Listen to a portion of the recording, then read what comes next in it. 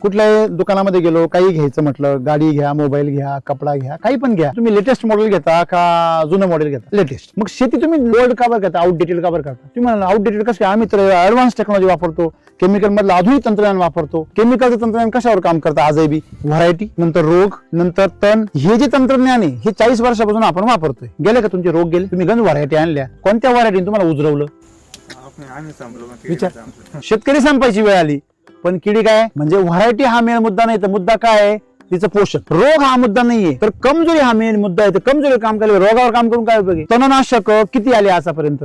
Record break आले, संपलं. पण झाडं संपायची वेळ आली. तणावर काम करून उपयोग नाही, रोगावर काम करून उपयोग नाही, आणि किडीवर काम करून उपयोग नाही, आणि व्हरायटीवर डोकं चालवून उपयोग नाही.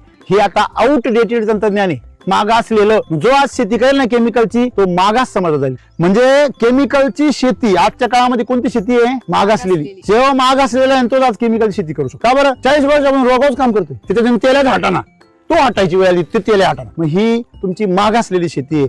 आणि एससीटी वैदिक काय आजच्या काळामध्ये ऍडव्हान्स आहे, म्हणून आपण सर्वांनी लेटेस्ट टेक्नॉलॉजी वापरली पाहिजे. एससीटी वैदिक ही लेटेस्ट टेक्नॉलॉजी का बरं आहे? राम सरांनी काढली ना, आता लय भारी म्हणून नाही. ती काय सांगती? रोगच नाही या जगामध्ये. एससीटी वैदिक मध्ये तणाची भीती नाही. एससीटी वैदिक मी व्हरायटी कुठली असू द्या, हेच तुम्ही जर 4 वर्ष एससीटी वैदिक वापरत असते ना, आता याच्यावरती डायरेक्ट अर्धा किलोचा माल असता लटकत, अर्धा किलो, 1 किलो. कारण झाडाचा कस तुम्ही काय केला मागच्या 2-4 वर्षामध्ये? काढून घेतला. एससीटी वैदिक काय करतं? झाडालाही श्रीमंत करतं, पहिलं मातीला श्रीमंत करतं, मग झाडाला श्रीमंत करतं, मग आपल्याला श्रीमंत करतं.